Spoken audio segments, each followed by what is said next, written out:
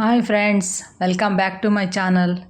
ఈరోజు మనము ముల్లంగి పరోటా ఎలా చేసుకోవాలో చూపిస్తాను. దీంట్లో చాలా వెరైటీస్ ఉన్నాయి. నేను ఈజీ మెథడ్ చూపిస్తున్నాను. ముందుగా నేను 2 ముల్లంగిలు తీసుకున్నాను. శుభ్రంగా కడిగి ఇలా తురుముకోవాలి. ముల్లంగి ఫిల్లింగ్ కాకుండా మనము ఇది చాలా ఎవరైనా చేసుకోవచ్చు, అంత ఈజీగా.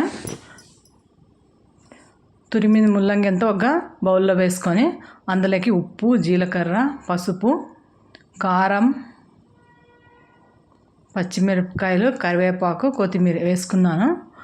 అలాగే బాగా కలిపితే ముల్లంగిలో ఉండే వాటర్ అంతా పక్కకు వచ్చేస్తుంది.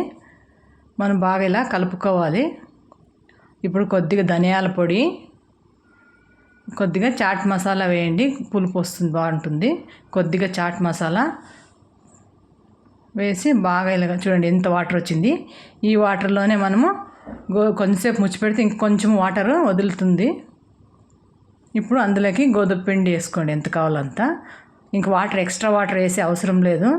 బాగా ఇలా పిసుకుతూ ముద్ద చేసుకోవాలి మనము. అప్పుడు అందులో ఉండే వాటర్ అంతా వచ్చేస్తుంది. మళ్ళీ మనం చపాతీ చేసేటప్పుడు మనకి లిక్విడ్గా కాకుండా, నీళ్ళు మెత్తగా కాకుండా బాగుంటుంది.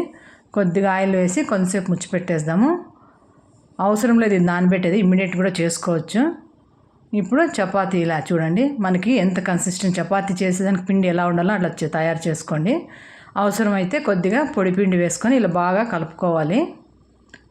ఇప్పుడు మనం చపాతీలు ఎలా రుద్దుకుంటామో అలా రుద్దేసి చపాతీ కాల్చుకునేదే. కావాలంటే ఇలా మడిచి కూడా ట్రయాంగిల్ షేప్లో ఆయిల్ అంటించి మడిచి కూడా కాల్చుకోవచ్చు.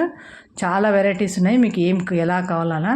నేను ఊరికే రౌండ్గా కాల్చేసి ఇప్పుడు ఇక్కడ పెనం కూడా వేడెక్కింది, వేసి బాగా కాల్చుకుందాము. 2 పక్కల బాగా కాలిన తర్వాత ఆయిల్ వేసుకొని, ఆయిల్ ప్లేస్లో మీరు గీ కూడా వేసుకోవచ్చు. గీ వేసినా బాగుంటుంది. నేను ఆయిల్ వేస్తున్నాను. తినేటప్పుడు గీతో తింటే కూడా బాగుంటుంది. ఇలా బాగా ఆయిల్ వేసి 2 పక్కల బాగా కాల్చుకోవాలి. ఇప్పుడు దీన్ని పెరుగుతో, ఊరగాయతో కాంబినేషన్ చాలా బాగుంటుంది. ట్రై చేయండి ఒకసారి.